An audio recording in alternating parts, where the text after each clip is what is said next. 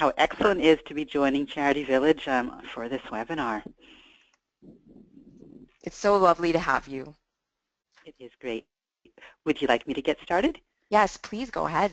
Absolutely. Well, welcome everybody. It's wonderful that so many of you have an interest in seeing how skills-based volunteering can advance career, and I think many of us have known intuitively that there's a relationship between growing and developing personally in terms of all parts of our life and also contributing to community, and it's great to be able to focus on that for a little while this afternoon and this morning. What we thought we'd do in terms of the next hours is look at the topic of skills-based volunteering, define it, what is skills-based volunteering, look at some of the skills transferring dimensions of volunteer engagement. And by transfer, I mean those skills you contribute through volunteering and those skills that you gain through volunteering. How can volunteer engagement help with your career development? We'll look at how can skills-based volunteering in particular complement your current career, and skills-based volunteering tools and resources, things that can help you make that link between your professional or career development goals and volunteering.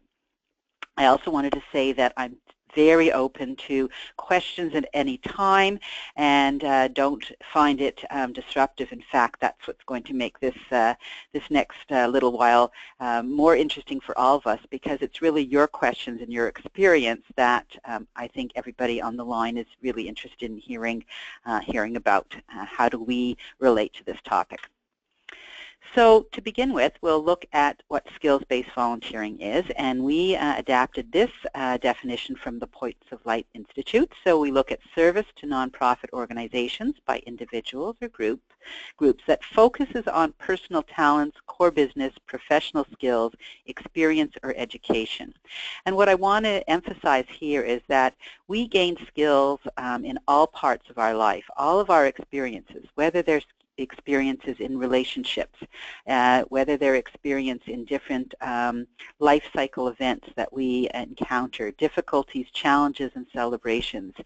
So our life experience absolutely provides us with skills and aptitudes and qualities for volunteering, as well as education, our professional experience, and any other parts of our life. So throughout our lives, in all our roles, we are developing skills and competencies. And I want us to really expand our definition of skills-based volunteering away from what some people think more narrowly about, which is education and professional. So when we look at skills-based volunteering, and again looking at some of the great resources that have been developed through the Points of Light Foundation, we look at various ways of contributing. So first we look at content from nonprofit infrastructure, and when you think about skills-based volunteering, including things that are of direct service to clients, participants, and individual, or those skills that you might contribute or develop by looking at the organization as a whole, I think that's when you really get the full range of opportunities.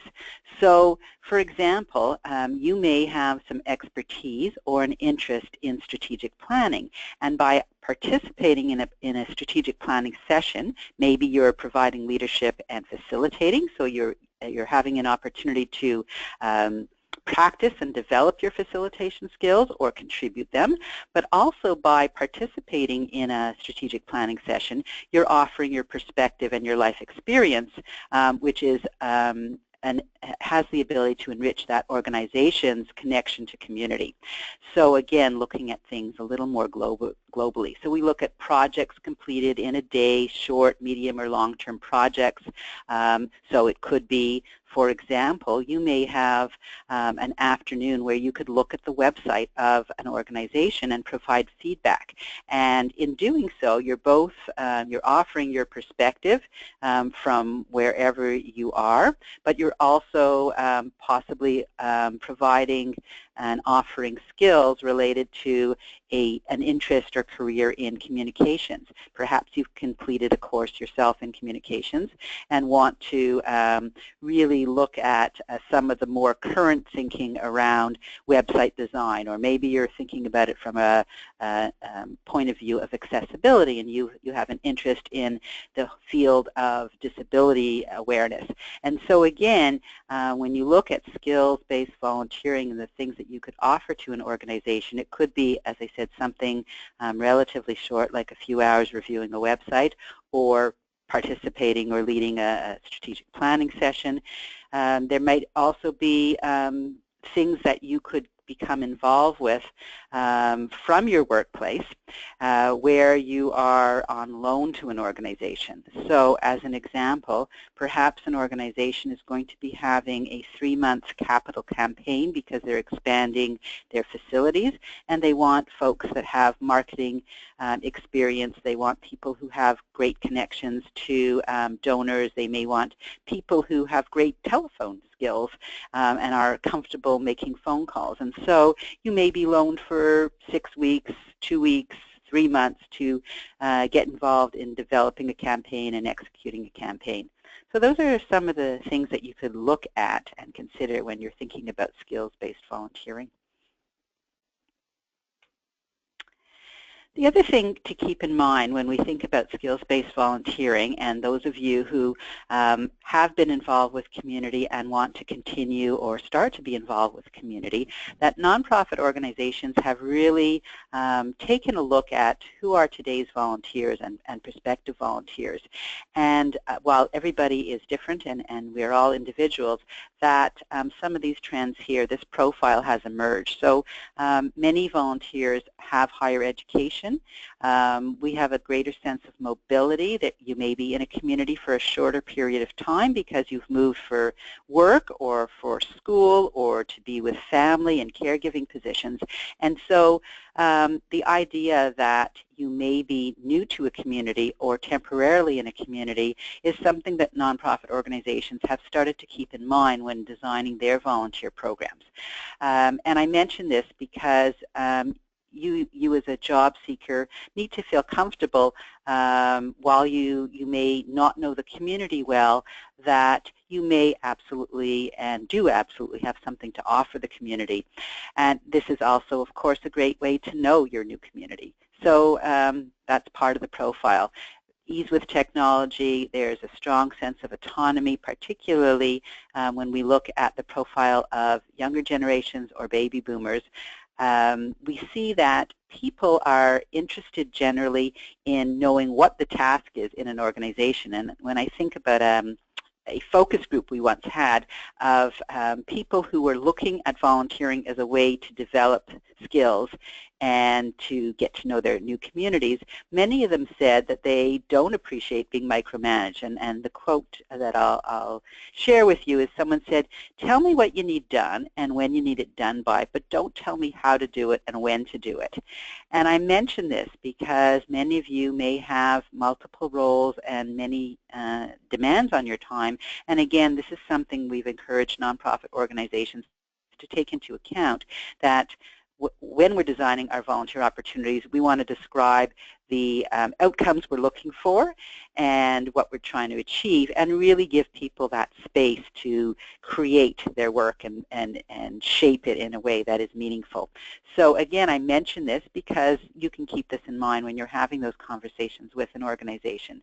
We're more goal-oriented, and again, this is a general profile of today's volunteers, but many of you may relate to this. So I'll pause for a moment and ask you, when you think about yourself as someone looking at volunteering as a vehicle for skills development, or those that you know, those that you may want to refer and encourage to volunteer, what do you think of this profile as something that describes, you know, people that you encounter?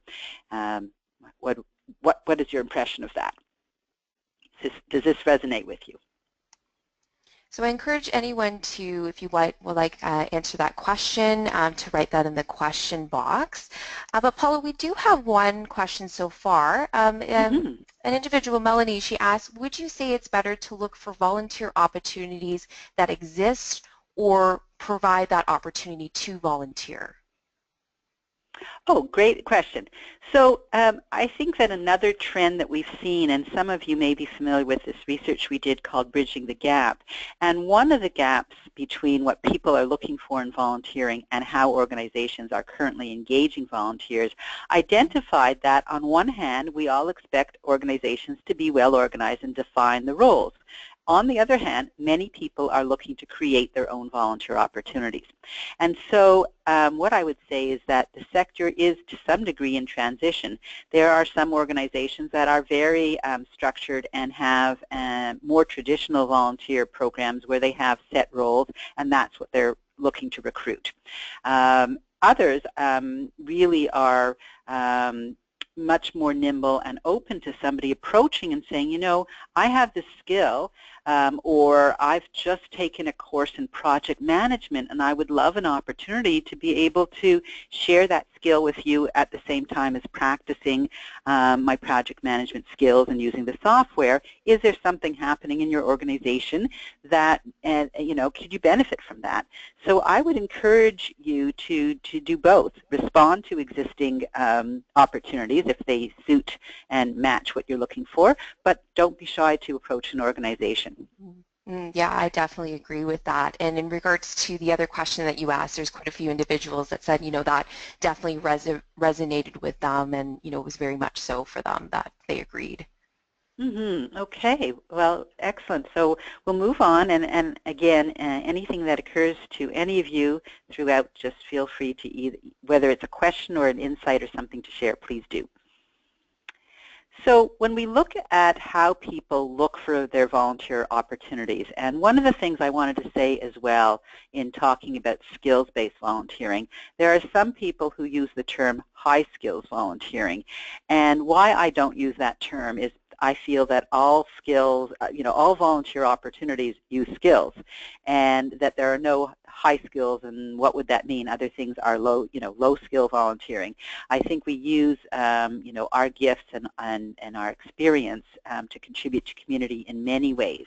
The difference when you talk about skills volunteering is that you're specifically focusing on skill development or skills transfer, and we'll get more into that in a minute. But when you look at how people typically look for a volunteer opportunity, it may be, your motivation may be for developing skills. It may be you're new to the community and you want to get to know the community better. So personal goals could take many forms.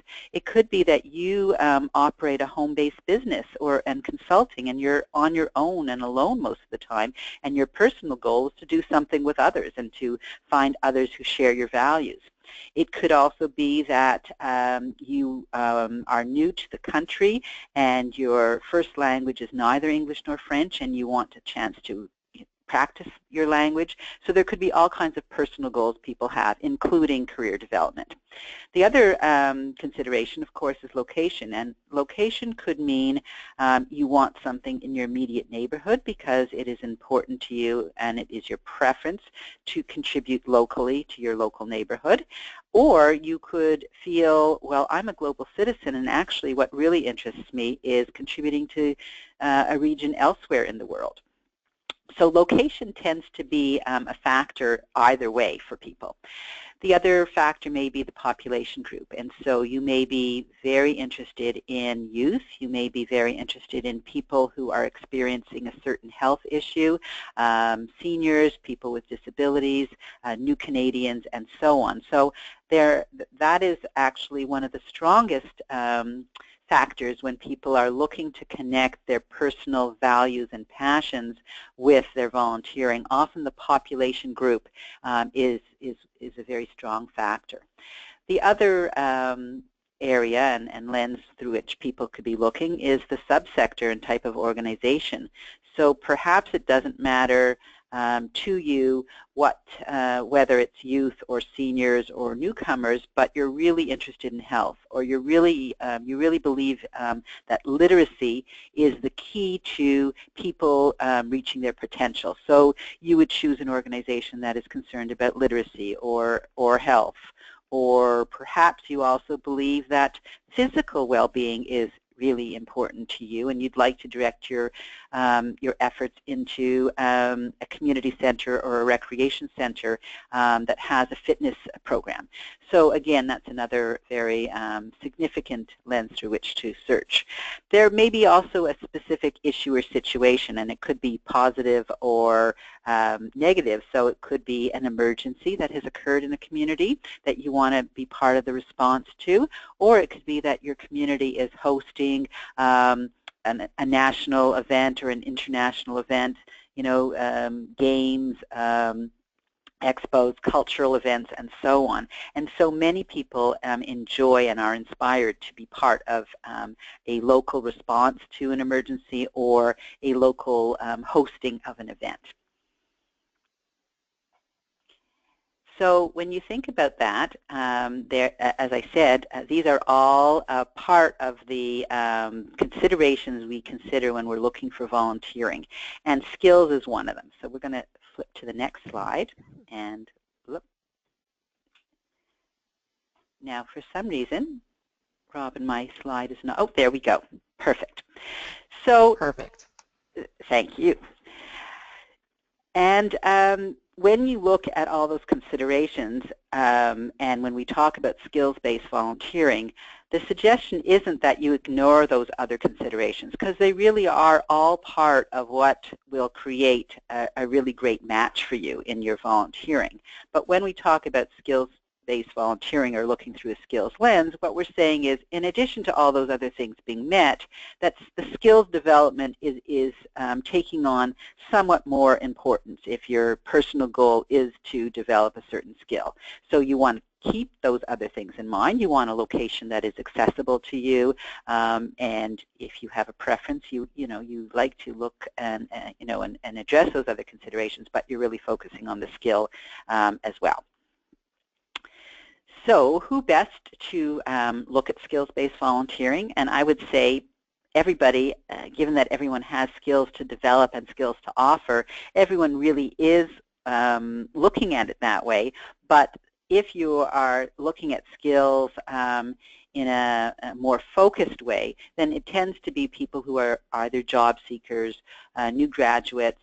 It can be somebody who is looking at transitioning from one sector to another and may have many skills but would like to apply their skills in another sector or refine their skills in a way that makes them more mobile in that sense.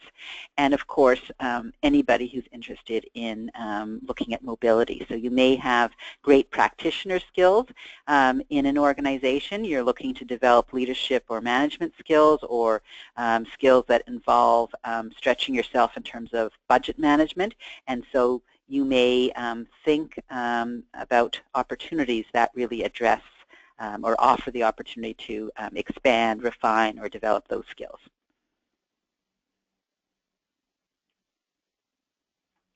Here are some examples of skills-based volunteering. I'm just going to leave this slide up for a moment. And my question to you is, as you're reviewing these, are there other things that you have done or things that you would like to do, or if you're in a situation where you're referring other people and encouraging other people to volunteer for career development, what kinds of opportunities do you think would be ideal? Thinking about the skills that people want to develop or want to contribute, what do you think would be an ideal opportunity?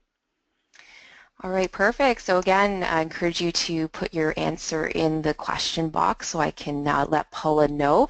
But in the meantime, if we're, while you're doing that, I do have a question, another one. So from an individual, what response can I give to someone who says, and I'm assuming this would be a hiring manager, that the skills I receive through volunteer work is great, but it isn't paid work?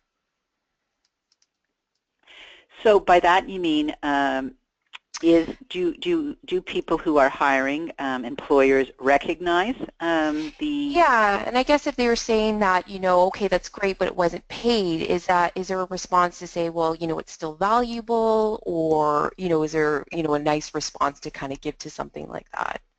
Absolutely. So what I'm going to do for the moment is I'm going to flip to a Skills Plus, which is one of our tools, and I'm going to demonstrate something. And let's just see here. Perfect. Beautiful. It's coming up. Okay. So one of the things that I think as a job seeker and as somebody who's going to be describing volunteer experience in an interview or listing it on your resume, we've done some thinking about how do you align the experience and skills that you have developed and demonstrated through volunteering with core competencies in positions. And I think sometimes it's the language. And so the example I will give you is, let's say you were involved in organizing a bake sale, and you list in your resume that you were, that you organized, you ran a bake sale, and you mentioned that in an interview. The person interviewing you or the employer may not really know what the skills and competencies were that were necessary to carry out that task. So if you were able to say that in organizing this bake sale, I was responsible for logistical planning, promotion, display, purchasing supplies, and training part-time staff to staff a sale over a 4-day period, then that starts to resemble some of the core competencies and skills that might be necessary in the retail business, for example. Mm-hmm. And so what we're doing is encouraging nonprofit organizations to describe their positions, their volunteer opportunities, in ways that use the same language as employers. So we looked at the National Occupational Classification System and did an alignment between those skills and competencies described on Employment and Social Development Canada's website using the National Occupational Classification System and the manner in which we describe volunteer opportunities. And so I'll show you here. There's this, this tool, which is Skills Plus, which we will send you the link to. It's available at the last slide of this presentation. It shows you a number of competencies that, as I said, are listed on the National Occupational Classification System. And then let's say, for example, I'll just scroll down here so you can see there's quite a range here of personal qualities. Let's look at leadership. So motivating others. We'll look here, and you can see here minor sports convener. And in this description, it describes what this minor sports convener might do and the time commitment and the benefits of the opportunity. And then it has a section, skills required, knowledge of the sport, communication skills, organizational skills, coaching, certification. But it also looks at what skills are developed through that opportunity. And you can see planning and coordinating, motivating others, team building, and so on. And the beauty of this kind of template is it describes what is needed going into the position, but as importantly, it describes what will be developed through the position. And so this tool could be valuable for those of you who are seeking volunteer opportunities for skills development or career development. You could look at this and get some ideas of what kinds of positions you might be looking for and might best help you develop the skills you're trying to develop. The other thing about this tool is if you're already doing some of these positions and you want to describe it using language that aligns with core competencies, this gives you some of that. And this tool, I won't do it now because this doesn't always work on this format, but these red buttons will also take you to positions on Employment and Social Development Canada's website which use those core competencies.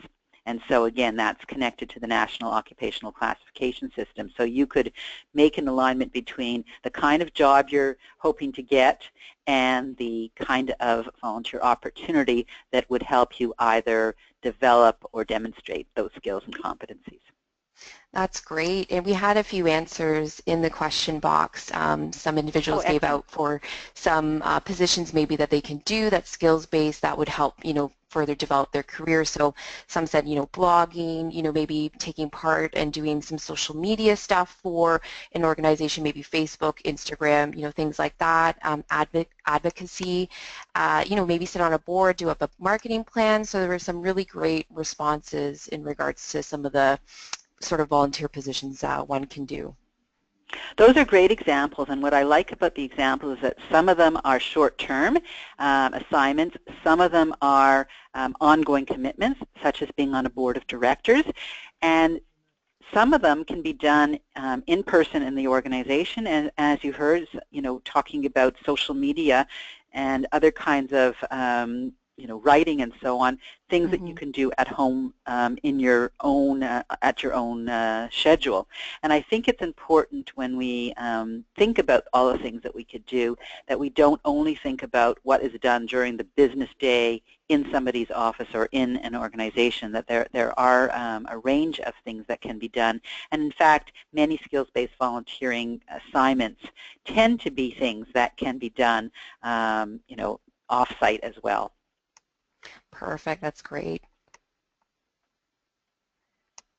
So if you like, Paula, you can continue with your lovely presentation. There we go. So some of you may be familiar with the Canada Survey of Giving and Volunteering that Statistics Canada carries out every year. And when volunteers are asked what kinds of skills they have acquired through volunteering, these are the most common answers. And just to let you know, I know that 2007 is referenced there. There was a survey done in 2010 and 2013, and they were similar responses. And so we'll update them because there's a couple of tweaks, but these are the most common things that people report having learned through their volunteering. So improving their interpersonal skills. Many times you're involved in working with teams, working with the public. In addition to the things you may do on your own, interpersonal skills tend to be the most sought after as well as the most acquired through volunteering. Increased knowledge is an interesting one because increased knowledge could be knowledge about the field. So if it's communication, if it's human resources, something specific through which you're volunteering in the organization in an area. But very often the increased knowledge is about the content and the mission of the organization, and people find that really quite satisfying in terms of development, in that if it's food security or community safety or an area that has to be environmental, that the increased knowledge that you get by working in an organization whose mission is aligned with the field you want to go into is probably one of the greatest things that you can gain through an organization and through volunteering, because it gives you the kind of knowledge that is connected to current on-the-ground issues that the organization is dealing with, and you get a different viewpoint than you would through following something in the media or through in a classroom. So I think that increased knowledge is something that can be underplayed. Does anyone have any examples of that either they have experienced themselves, any of these skills that they have developed, or if you are working with clients and folks that you refer to volunteering, what skills would you say have been the most beneficial? Okay, great. So again, please type your answers into the question box. And while we're waiting, Paul, I'll ask you another question. An individual asks, how do you draw the line between volunteering and working a position for free? Is there maybe a number of hours I should not exceed, or what's your advice? Excellent question. So Volunteer Canada does have a position on unpaid internships. So I'll share that with you, and we'll talk more about some of those boundaries. So for Volunteer Canada, we consider unpaid internships, that internships in general ought to be connected to an educational program where there are learning objectives and requirements to gain experience. And where the organization is committing to providing that learning opportunity and meeting those learning objectives, or providing the experience that is needed for the particular educational program or accreditation. So in our minds, that is something that's very specific, short-term, and is connected to someone who's in an existing educational program. Other than that, if that's not the case, then we don't consider unpaid work full-time for many months to be something that is something that we promote, and we also don't consider that to be volunteering. So for us, volunteering, while I can't give you a specific number of hours, it's generally speaking something that would be less than 8 or 10 hours a week in an organization. Now, there are many people who volunteer in many organizations and may do different things, but generally speaking, if you do a few hours, a half day or a full day of volunteering in an organization, that's usually within the boundaries of what can be expected. It's really important that the nonprofit sector, and we've had great conversations with our colleagues in the sector, that volunteering is not about undermining paid employment or about exploiting people who may be desperate for experience and therefore willing to volunteer many, many hours or full time, that we really need to be respectful of people's goals, which is to gain employment, and as I said, that fine line between being enthusiastic and supportive of providing experience but not exploiting. And so I think every organization does have that ethical dilemma and figuring that out. Mm-hmm. So that's some great advice. In regards to your other question, so we've had a lot of people write in, so some of the really valuable skills that they've learned, quite a few did interpersonal skills, conflict resolution, and just increasing their knowledge in the area in which they're working, and then of course the communication skills as well as presentation skills. Awesome. Yeah, I think those are all valuable skills and really transfer well to so many different fields and so many different careers. And we often don't realize how much of the experience we have is transferable. Mm-hmm. That's great. One of the things in terms of transferable skills, there's another tool, and again, I'll share the link, but I will describe it to you here. It's a deck of cards that we've used. Some of you may have been in a workshop where we've used it, or at a local volunteer center that has offered a workshop on skills-based volunteering. And essentially, it's a deck of cards that has various either professions or life experiences. So it could be, for example, gardener, director of stakeholder relations, antique dealer, whitewater rafter, person in recovery, and so on. And what the activity is about is looking at that descriptor and thinking about what the skills and aptitudes might be. But instead of offering and thinking about a volunteer opportunity that directly uses that experience and those skills, looking at it in a transferable way. So an example might be if somebody is a gardener and you are in a nursing home organizing volunteer activities, the easiest thing to say is, great, we have a garden, we'd love for you to volunteer to tend to our garden. But if that person is looking to contribute their skills in some way, but also is very interested in the well-being of older adults, then maybe the answer is to think that that person likes being outside, knows nature well, and could take a group of people on a nature walk. And perhaps they'll have some kind of family activity in this seniors residence where family members and older adults in the residence can engage and go for a nature hike, walk experience together. And so the idea here is to really think about the things that we do and really what is at the basis of that. So if you are a person who's great at chess, or maybe not even great at chess, but you like chess and you understand the game, there's probably something there where you are a strategic thinker. You're able to think about something 3 steps ahead and what the consequences may be. You're likely to be patient. And so thinking about those qualities and competencies, where would they be suitable in a volunteer opportunity? And a strategic planning committee might be great. Negotiations might, you might be great at negotiations. But you also may be good in a one-to-one setting because, by and large, playing chess is a one-to-one kind of experience. So one of the things we really encourage people to do is think creatively about the experiences they've had, life experiences, educational programs, and careers, and think about how could they look at that in a transferable way, and then flip back, because then if you're going to describe that experience on your resume or talk about it in an interview when you are applying for a position, it would be neat for you to be able to talk about how you have exercised and demonstrated your strategic thinking in a variety of ways.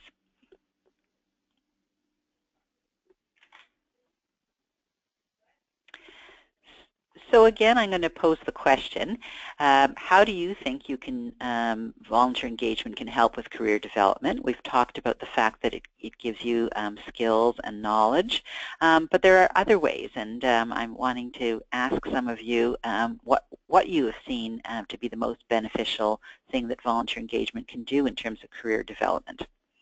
And then I can share some of my own thoughts. Okay, great. So again, please write your answers if you have any in the question box. And again, I'll ask another question while we're waiting. So one person said, how do we as volunteers ensure that we derive a positive, employer recommendation? Are there, some advice in regards to being able to receive one? Excellent question. So when somebody is volunteering with an organization and they have shared with the organization that they're happy to contribute to the organization, they believe in their mission, and the area that they're volunteering is something that's important to that to you as a volunteer, but that in addition to that you're looking to get, you are a job seeker, that I think it's important, first of all, to share that with whoever you're working with in the organization for a couple of reasons. One is that will help the person who's supervising you in the organization really think carefully about the assignments they give you, and many organizations are happy to emphasize within your assignment those opportunities to develop or demonstrate those skills. So that's the first thing. I think the openness in that conversation is really important. The second thing is that as you are contributing to the organization, and I would say that you would want to wait a while. So we were talking earlier about, on your second day of volunteering, you wouldn't ask for a reference letter. You would really wait so that you feel comfortable that you have contributed to the organization and actually demonstrated those skills. But there's a couple things you can do. One is when you update your resume and describe your position, it's a great way to have a conversation with the supervisor in the organization where you volunteer and saying, this is how I've described what I'm doing here. Can I have some feedback? Do you see this? Do you see this as an accurate description of what I'm doing here? So that's the first thing, because you want to make sure that if you do provide a reference and ask somebody in an organization to provide a reference to you, that there's a clear alignment between what you've said you've done in the organization and what they will attest to.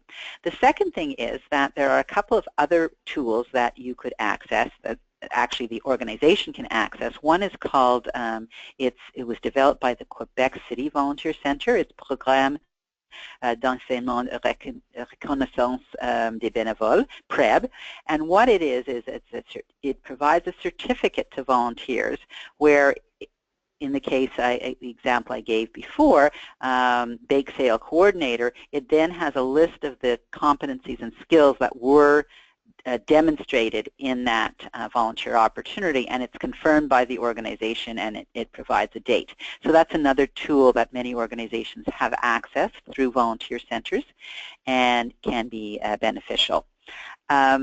Many of you have probably experienced situations where you ask for a reference letter, and of course, you know, that can be onerous in terms of time for the organization. And so you could look through Skills Plus and some of those other positions and describe your volunteer experience, do a draft reference letter, and again present it to the to the coordinator of volunteers or manager of volunteer resources or the supervisor in the organization to see if they're comfortable adapting the letter and giving you a letter.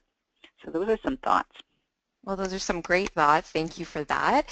And we also had a lot of great responses to your last question as well. Basically, you know, what are some other, you know, skills or anything that is beneficial, or how volunteer engagement can be beneficial. So quite a few people said, you know, building confidence, also building connections and networking, you know, and just coming in contact and dealing with different people and types of situations, and, you know, just developing new skills in general and that hands-on experience.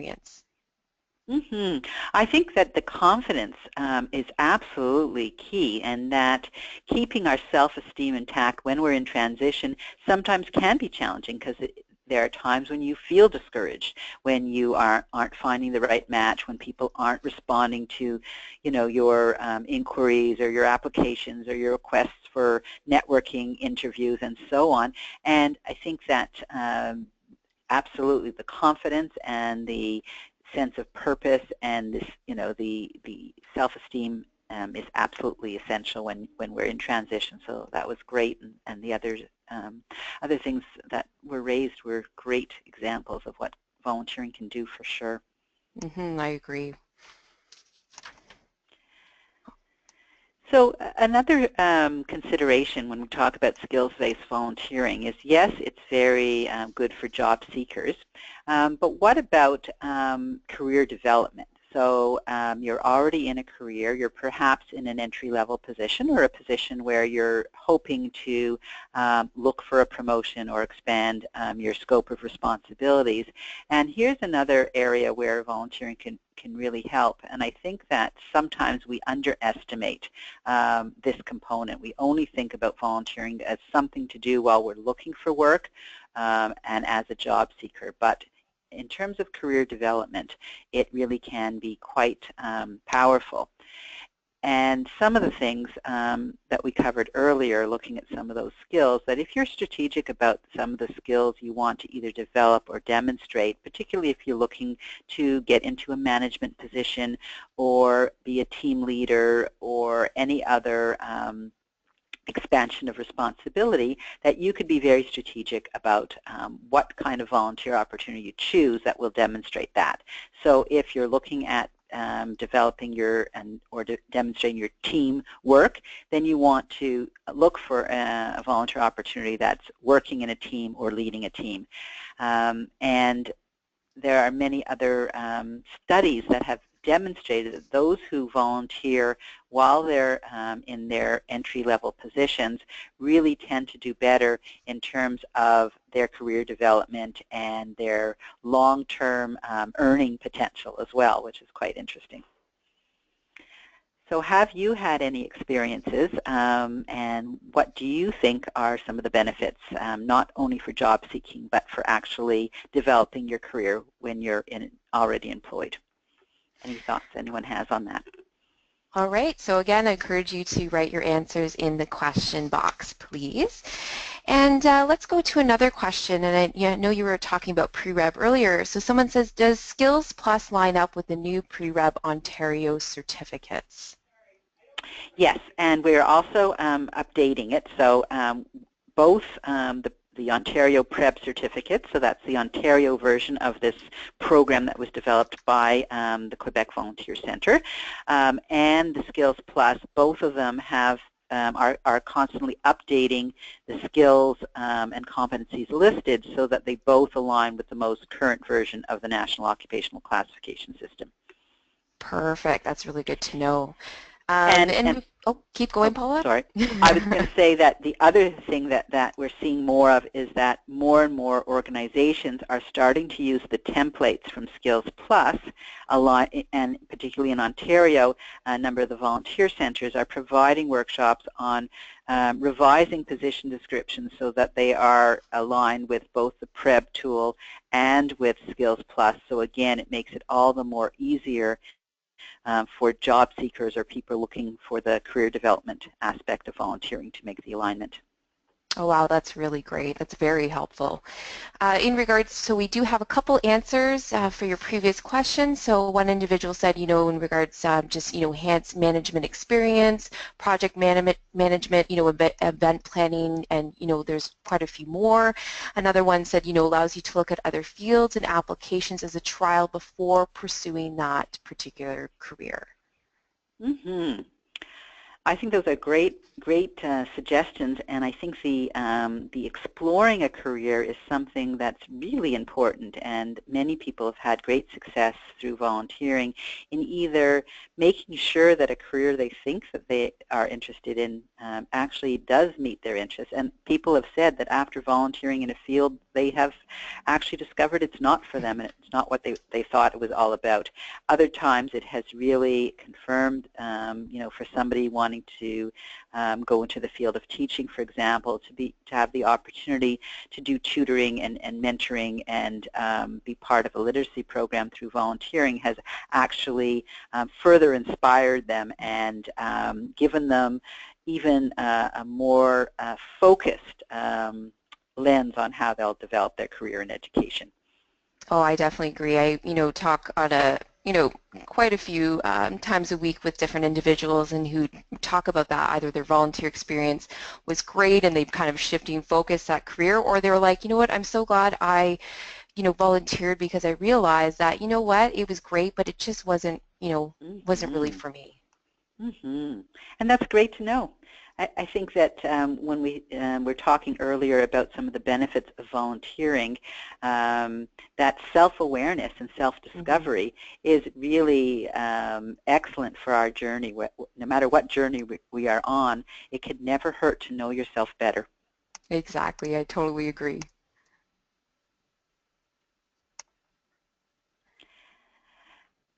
Are there any other answers or questions before I move on? No, I think, Paula, we're good. So yeah, if you can continue, that'd be great.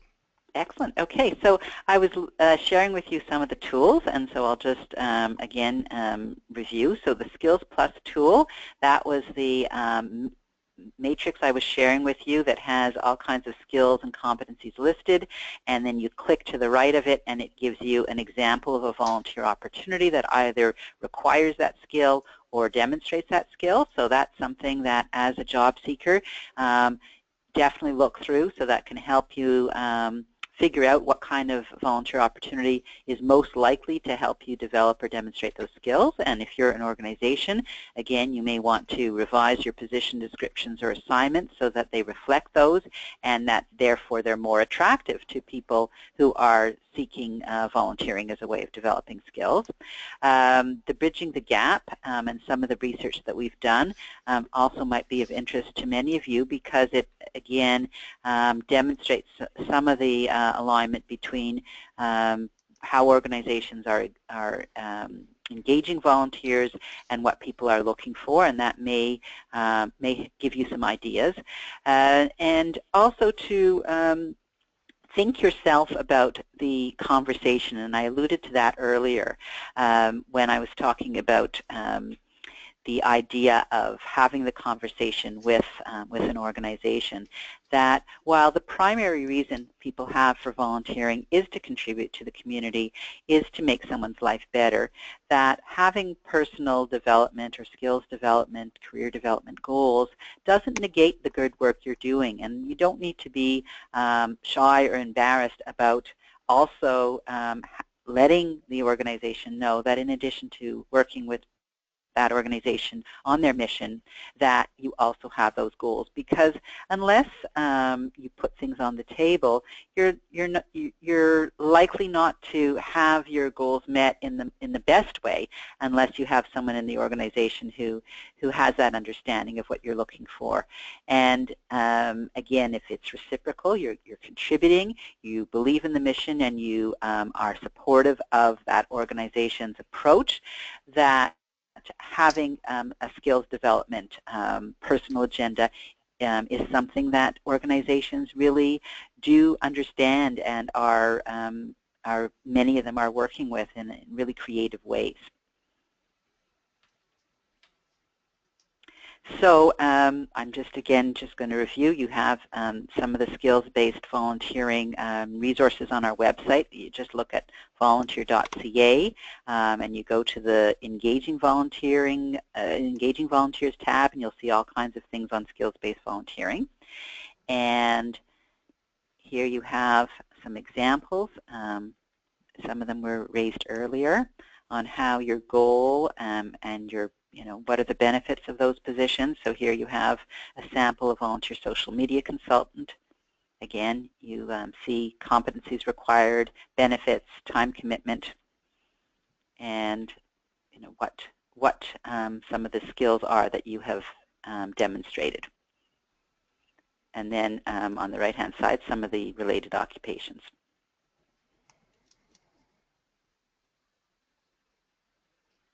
Et voilà. Those are some links to those tools and resources, which, again, I know that you will receive copies of the presentation and the links. Perfect. That's great, Paula. I'm sure that'll be very helpful. So we do have a few questions. I know we have a little bit of time left that some individuals. So there is one that I actually get quite a bit is, would you recommend volunteers to differentiate their volunteer experience from their paid work on their resume? So the answer is yes and no. I think it's become quite common on a resume to have a summary of skills, abilities, competencies, and experiences. And so I would definitely encourage people to include the skills and experiences they've had in that summary. Then when you are, listing your experience, I've seen some people have experience where they list, in chronological order their various experiences and then indicate whether it was volunteer or paid employment, and other people who list employment history and then volunteer experience separately. So I think that people are still doing both, but I would at very least suggest that in this summary of skills and experience, people absolutely list those things that they have either developed or demonstrated through volunteering in that summary. Great, that's great. Another question we have is, how do you have a conversation, with HR or maybe with, a manager about moving from unpaid work to maybe, a part-time position or full-time or something within that organization? Great question. One of the things that has been a little bit of a misunderstanding sometimes in the sector is that when people say volunteering could lead to paid employment, it usually doesn't mean paid employment in that same organization. And so I think that organizations and individuals who are job seekers need to have that clarity that when you're volunteering in an organization, you need to be willing to be volunteering in that organization regardless of whether there are opportunities for paid employment or not. Having said that, one of the things that most organizations will do is, if you're volunteering with them, they will allow you to apply as an internal candidate for any positions that are become available. And I think that's an important thing for us as a sector to encourage people in nonprofit organizations to do. And so that's, I think, a great opening if someone is going to go see someone in human resources in one of the larger organizations, letting them know that they are happy to be volunteering, and in addition to that, they're seeking employment, and should an opportunity come up, what is the process for applying? That's great. That's very helpful. In regards to another question, is it appropriate to provide a nonprofit organization where I volunteered as a reference? Absolutely.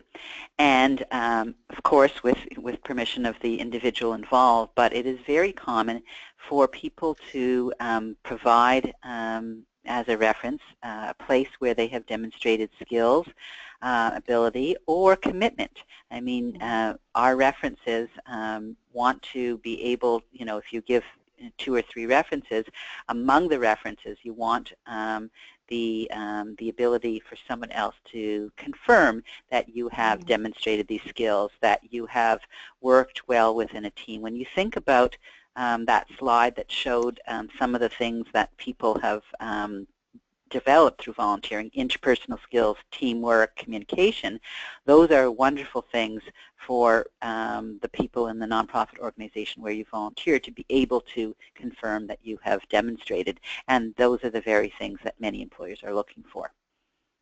That's great. I think that's also very helpful because that's another question that, I receive on a fairly regular basis. Mm-hmm. Lastly, the last question before we wrap up, should I talk about my career goals when I'm meeting with an organization about volunteering? I would say absolutely. And again, if that's your only goal and you are not familiar with and supportive of the mission of the organization, then I would say that probably isn't a good match. For volunteering to be, for you to find a good volunteer match, you need to have both the interest, passion, and commitment to the mission of the organization, as well as your career development goals.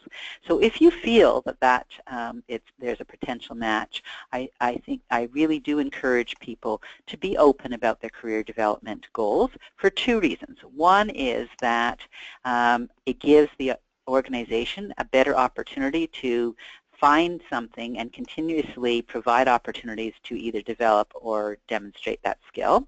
But secondly, if you're in a situation where there may be a disruption in your schedule volunteering because of interviews and so on, that you want to let the organization know that of course you are going to give as much notice as possible when a schedule needs to be disrupted. But I think if you're volunteering to review a website, it's not an issue. If you're facilitating a current event discussion group where people are going to be waiting, then you want to be able to be fair to that organization. What many organizations will do is have people work in pairs because of that. So it doesn't mean that you're considered to be an unreliable volunteer. It just means that the organization is able to build their structure around that to support. Yeah, that's great. That definitely makes sense. Thank you, Paula, so much for such a wonderful presentation. There was so much information, even for myself, that learned that I can, give better or give some great advice to those that I speak with on a regular basis. Before we sign off, I want to remind everyone that we will be following up with you by email with the webinar recording and presentation slides. We will also include a link to a very short survey. So if you could just take a minute to fill it out, it would be very helpful for us in sort of further refining our webinar content and delivery. You will also have an opportunity in the survey to let us know if there are any topics you would like to see covered in a future session. Thank you again so much for joining us, and I hope you have a wonderful rest of the day.